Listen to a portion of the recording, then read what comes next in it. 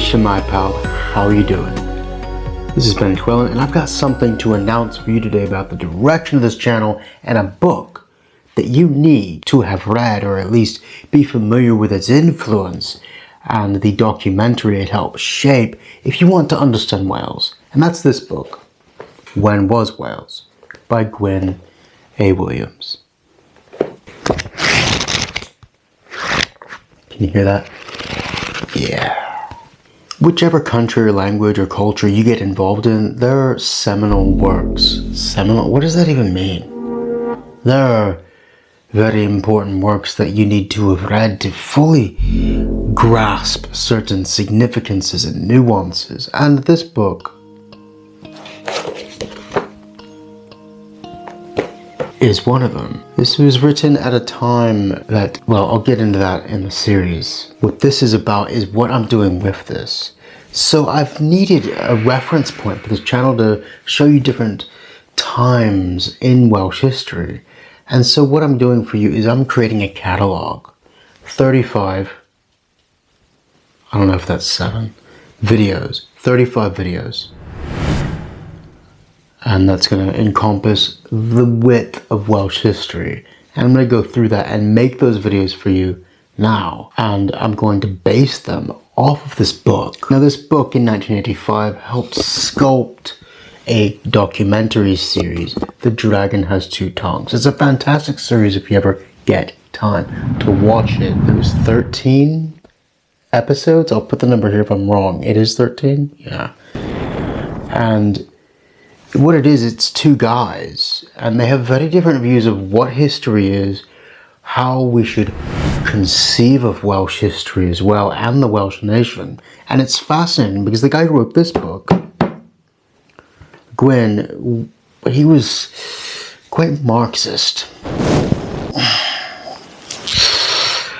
Oh dear. But fair play, he wrote an excellent book. You need to read his book to understand Wales properly, I think. And the other fellow in this Dragon Has Two Tongues, Winford vaughan-thomas, I wouldn't say he was a Tory type fellow, but he was kind of a, well, not today's Tory party. He was certainly kind of a classical Whig fellow. If you don't know what a Whig is, look it up, W-H-I-G. Kind of constitutional monarchy evolving into a liberalism and that kind of quest for enlightenment through refining things. Very much of that type. And on those two, you get a very different, you get a bipolar view of Wales in this documentary, which was fascinating. And although I'm structuring this book for you off of Gwyn Williams's work, I needed to bring in that Dragon Has Two Tongues bit because and how I view Wales and history as itself as a subject, I'm definitely more toward the slant of Winford vaughan-thomas. So yeah, Winford vaughan-thomas, these double-barrel names. Anyway, he was a great guy. And since Gwyn Williams was definitely a Marxist in belief, his book does reflect that, and it goes a bit heavy-winded into that at points. And so I'm structuring my history series off of this, but I'm not taking certain elements, I'm giving it my own slant, and I'm toning down the communist socialist stuff, and I'm kind of consolidating more of the aristocratic flair and the liberal side in that sense. And so I've had to reshape the sequence of a couple chapters, not any major change, just in the later middle stages of the book. I need to give a block to the liberal era in Wales, which is in a different shape than he did it, because he then went straight from the population boom, which is an entire video for you I will give to you. That's important, the population boom in Wales, which, if you want to know why the Welsh language survived where the other Celtic languages didn't, aside from the Bible, that's part of what I'll tell you in this series, is the population boom. And we'll get to that in video number. And so he went really long-winded in the early 20th century into the growth of socialism and the Labour Party. He goes on and on about it, and I'm just like, okay, we get it. You are socialist, Marxist, we get it. Just carry on. Let's talk about Wales more. You get it, right? And so I do value his work, but I've got to tone down that side of it to present to you how I view Welsh history in a sense. And everyone views a history of a country differently, whilst keeping the facts and shape and sequence completely true.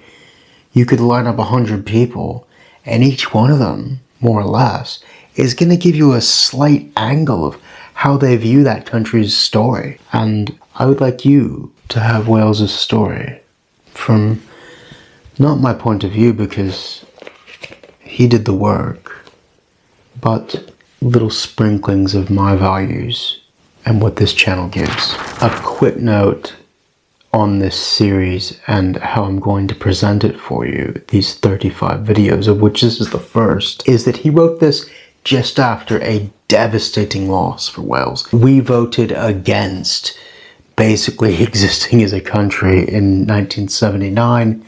We voted against self-government, and it was a disparaged, empty era that many felt like, well, that was it, that's the end of Wales, we're going to cease to exist if we reject the fact that we have the opportunity to make just a few of our own laws, and we don't even want to govern ourselves. I mean, it was, and it still is, it's a badge of shame, a pathetic embarrassment, which I'll go into the reasons why. And there are certain reasons why that we did that to ourselves. But that's when he wrote the book, just after. And it's quite ironically sad that he didn't quite live long enough to see us vote in our Welsh Assembly before it became a Senedd. But in 1999, we got our Senedd, our Assembly at that point. And I just wish he could have just lived long enough to see it. He didn't quite live that long. So yeah, this book is fantastic. It really conveys something that I admire, in that Wales as a country, we've always lived in a state of permanent crisis, trying to form as a nation, but never having the free stretching of arms and breadth to be able to bloom properly. You know, our neighbors not leaving us alone, and our country divided from itself, and there's just, it goes on and on. We're having rupture upon rupture in our history, and I think that's a thread that he puts in here that's very valuable.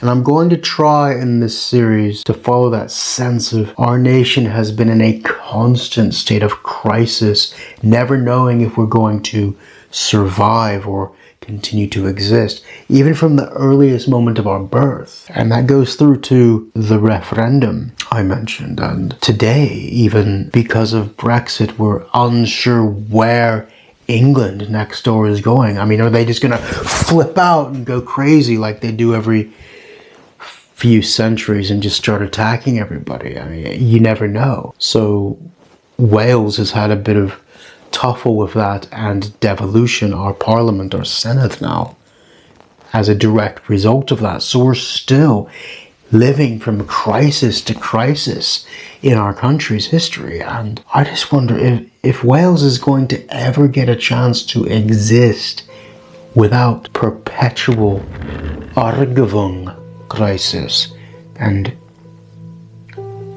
almost like this sense of panic. Are we going to flourish without being lambasted by harsh winds? It's a beautiful story, and I want to share this with you. And it's going to take quite a few videos for me to do it, so I hope you hang with me.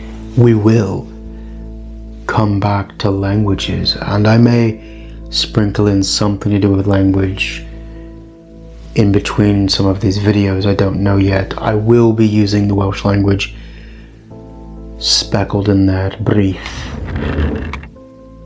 within the different chapters of this book, as is appropriate.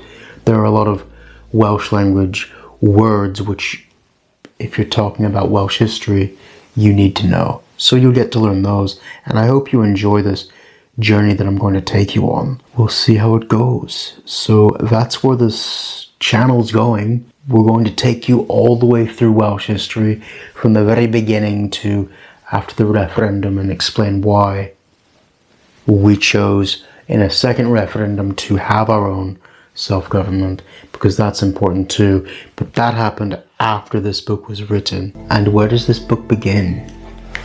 You open it up, the title, and then you turn the page, and another one, and there's a poem here, and that's where we get to in the next episode.